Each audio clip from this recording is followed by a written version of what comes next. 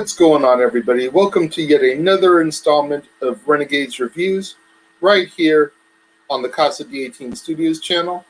I'm the Renegade J.J. Williams, and today I'm going to be talking about the 1993 romantic comedy Sleepless in Seattle, starring Tom Hanks as Sam Baldwin, Meg Ryan as Annie, Bill Pullman as her fiancé Walter, and in minor roles Rob Reiner, Rosie O'Donnell, Rita Wilson, and David Hyde Pierce. Welcome once again. Like I said, thank you for joining me today on yet another installment of Renegades Reviews. Today's going to be a good one because it's the second in the triple threat pairing of Tom Hanks and Meg Ryan. We talked about Joe versus the Volcano a few days ago. Today we're going to be talking about Sleepless in Seattle, and yes, before the end of the month, we will be getting to You've Got Mail as well, rounding out the trifecta of Tom Hanks and Meg Ryan. Let's just get right into it. As the film begins, we meet Sam and his son Noah.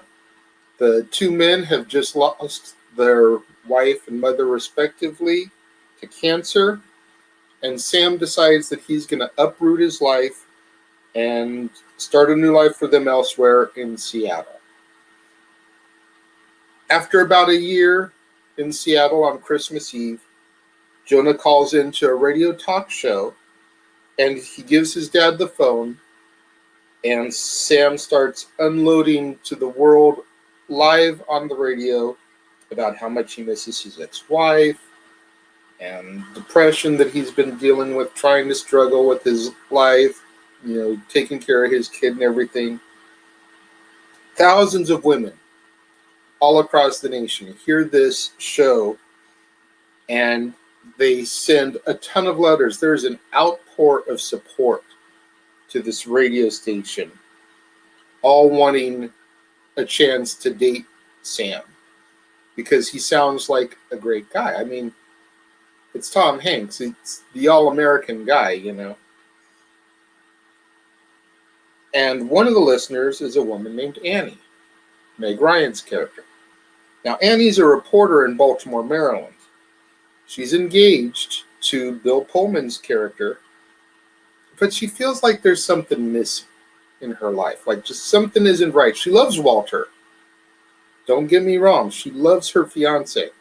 But there's just something missing. Something that's not clicking there. So after watching the movie An Affair to Remember, Annie decides to write a letter suggesting that Sam meet her on the top of the Empire State Building on Valentine's Day. And in between Christmas and Valentine's, Sam begins dating a co-worker who Jonah really just isn't feeling. Like, he does not like her. And then Jonah gets his hands on Annie's letter. He reads it, and Jonah is like, this is the perfect woman, Dad. This is the girl you need to meet. This is the girl you need to spend time with. This is the girl who needs to be my new mom. This is your destiny, Dad. You just have to trust me here. And his dad, Sam objects, though, because they're in Seattle. She's in Baltimore. We want to go to New York to meet this rando chick. Sam just isn't really digging the idea, so he objects about it. But Jonah writes a reply to her anyways. As kids do that are really set on something, he writes her a letter, tells her that they will be there. We will meet you, no problems. So one day, Sam is dropping his now current girlfriend, Victoria, off at the airport, and Annie gets off the plane. He doesn't know it's her. She doesn't know it's him. But he sees her, and he's just mesmerized by her beauty. Because this is Meg Ryan.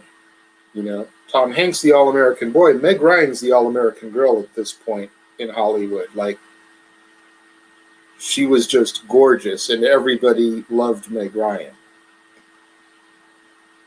So he starts trying to follow her through the airport, but he ends up losing her. Later on, Annie sees Sam again. She's spying on him. And she sees him and Jonah playing. And there's another woman there. It just happens to be Sam's sister. Annie assumes that's his girlfriend. So she's kind of bummed out about it. Somebody else beat her to it. I may as well just go back home to my fiance, live this life that I've already cut out for myself. No harm, no foul. And he sees her, recognizes her as the girl from the airport. So he approaches her. They have a brief exchange of hellos in the middle of the street. And there it is. That was their one chance to share a moment. And that's all we really get out of it. Once she gets back to Baltimore, she gets her stuff together to go meet Walter in New York for Valentine's Day, because that was the whole deal. Like, Walter and her were already going to be there, so she felt like she could sneak away from him for a couple of hours while he was busy to go meet up with this other dude. Like, low-key, really dirty to think about it, to try to be scamming like that. But in her mind, it was all still innocent because there wasn't anything really that was going to happen. It was just trying to meet this guy and see if there was this connection that she felt was there. So she gets ready to make her visit to New York. And Jonah, who's got a female playmate, kind of like a little girlfriend, Jessica, helps Jonah get everything together for him to go to New York, because even if his dad isn't going to go, he's dead set on finding Annie and making this connection for his dad, because he knows this is what he needs. And even if he doesn't think so right now, Jonah knows that his dad will thank him later when he shows that he was right all along. So Jonah flies to New York, heads straight to the Empire State Building. When Sam finds out, obviously Dad is mad, but he's also scared because his son just took a flight to New York with no adult supervision. How did he get the money for a ticket? So Sam immediately gets on the next flight to get out there to New York and find his son. He gets to the Empire State Building, finds Jonah on the observation deck. There's no sign of Annie. Meanwhile, Annie is having dinner across town with Walter, and she can see the Empire State Building out the window.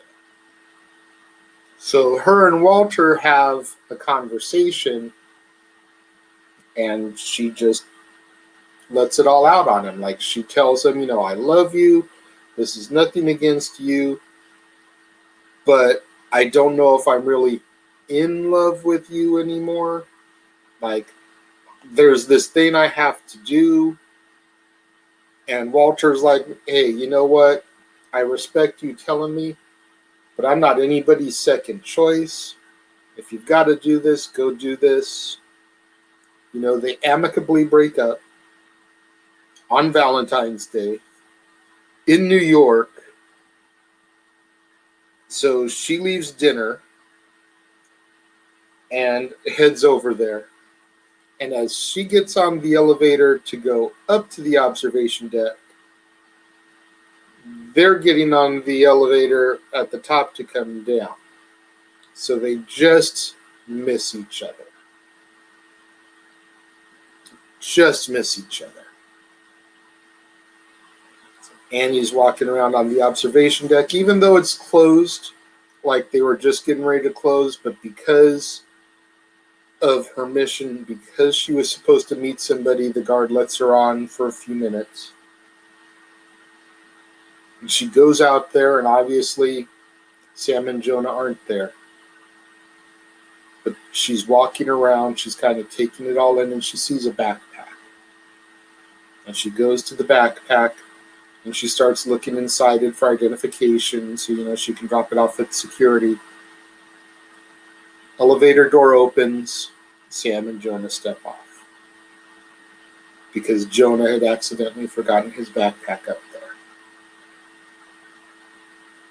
You can see in the eyes sparks start to fly. Sam realizes that the girl that he saw at the airport, the girl he talked to in the middle of the street, is this Annie chick that wrote them the letter. She now knows 100% that this is the guy that she wants, that she was trying to see. Jonah sees the connection in their eyes, the way they're looking at each other, the way they're smiling at each other. He knows now that he definitely did the right thing. And they go onto the elevator. Sam takes her hand and says, it's time to go. We should go now. Like he realizes all along that Jonah was right. And so he grabs her hand, says they should go. They start to get onto the elevator. And as they're kind of like looking at each other, Jonah just has this big grin on his face because he knows mission accomplished. I got them together. My dad is happy again. And they're all going to go off and live happily ever after.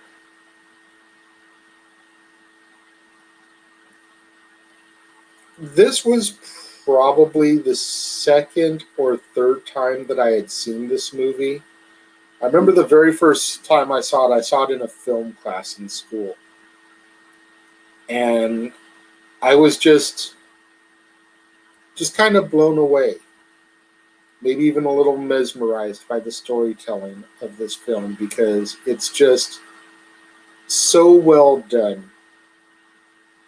The way they cover, a year and a half roughly from burying Sam's wife, Jonah's mom, to Christmas and the call-in, to Valentine's Day, probably about a little over a year and a half. The way the story just flows, like I don't feel there's any dead beats in the movie. Maybe one small one, but like I feel the story flows so well, told so good, and the acting, again, I know I've said it numerous times on this show. I'm probably going to end up saying it once a show throughout the entire month, but I have yet to find a bad Tom Hanks movie. Now, maybe you guys feel that there's some out there that exist, but in my personal opinion, there are no bad Tom Hanks movies. There are movies that aren't as good as others, but I have yet to see a bad Tom Hanks movie. Just like absolutely horrible, trash, I would never watch again. Not a one.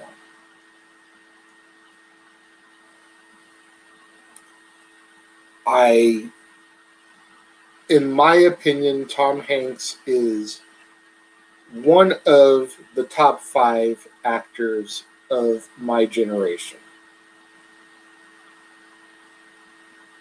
You can argue me if you want, but I defy somebody to tell me that there's that many people better than him at what they do.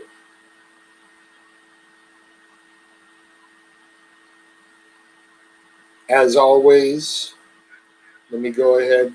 Oh, I don't have that one. That's one we use on Dads on Wrestling. As always, my opinions are subjective. Feel free to leave your comments in the box below if you disagree with me. I'd love to have a friendly discussion debate with you about it. I am going to give Sleepless in Seattle 4 stars out of 5. Like I said, between the cast, Tom Hanks, Meg Ryan, Bill Pullman, who was also working with Tom in his second film, because Bill Pullman had a brief appearance in A League of Their Own, which I talked about yesterday. Rob Reiner, Rosie O'Donnell, who was also in A League of Their Own. So we've got 3 people right there who are repeat offenders when it comes to Tom Hanks films. Meg Ryan from Joe versus the Volcano, Bill Pullman and Rosie O'Donnell from A League of Their Own, Rita Wilson, Tom Hanks' wife, who's appeared in quite a few of his movies, and David Hyde Pierce. I believe this was before Frasier went on the air, so definitely an early role for him. 4 stars out of 5, though. Like I said, the cast, the storytelling, the acting, I don't feel like there was really a bad thing to pick about it. It just doesn't get 5 stars because it's not a Tom Hanks film that I pop in at a moment's notice and just sit down and watch. There has to be a reason for me to watch this. Whereas there's other movies that there's no reason. Oh, want to watch a movie? Here, let me pop on that thing you do. Oh, want to watch a movie? Let me pop on Forrest Gump. Oh, my kid's around? Let me pop on Toy Story. Oh, it's Christmas time? Polar Express. This one, though, there's got to be like a real reason to watch it. So that's the only reason I don't rank this one higher. We interrupt this episode of Renegades Reviews for an important announcement about merchandising. Merchandising? What's that? Merchandising. Come, I'll show you. Merchandising, where the real money's made. Make sure you go over to teespring.com/stores/Jeff Meacham Network for all the t-shirts you see here from the West Coast professor, Jeff Meacham himself. You can get shirts for the Jeff Meacham Network, Talk Wrestling, as well as the red and gold Meachamania shirts.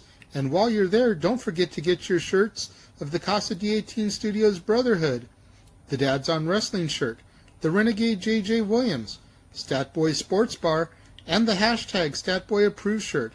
Make sure you go over to teespring.com/stores/Jeff Meacham Network and score your shirts today. What do you guys think about Sleepless in Seattle? Let me know. Leave your thoughts in the comment box below. I will get back to you.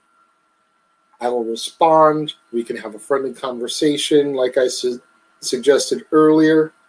What movies would you like to see me cover here on Renegades Reviews in the future? As I've previously stated, I do kind of have the majority of 2021 already planned out for me. When I knew that I was bringing this back, I immediately kind of booked what I wanted to do so that I had a game plan so that I could start canning as much stuff as I could during the era of COVID, the age of COVID. As always, I've pre-taping. I know I've told you guys that a few times as well. So hopefully by the time this goes live, we have some less restrictions on us here in sunny Southern California, and I can start going to the movie theaters again. In the meantime, Netflix, Vudu, Disney Plus, Crackle, Tubi, Redbox, my own massive movie collection. I've got plenty of stuff to keep me occupied and to help me come up with new movies, new old movies, I guess we will say, for me to watch and review for you guys. Once the theaters do open back up for me, one day a week, I'm not sure which day yet, there will be a double feature day where you'll get a classic movie that fits in with the theme of the month, along with a brand new release movie that I will see, so that I can try to keep new releases fresh and new as they happen and not necessarily wait for a few months down the road to air it. So once I can start getting back to the theaters, you will get double feature days once a week from me. And until next time, right here on Renegades Reviews, exclusively on the Casa D18 Studios channel, I am the Renegade JJ Williams, and make sure you join me tomorrow when we talk about Tom Hanks's first Oscar-winning role, Philadelphia. Should be a really good one. So tune in tomorrow for that, and until then, I will see you later.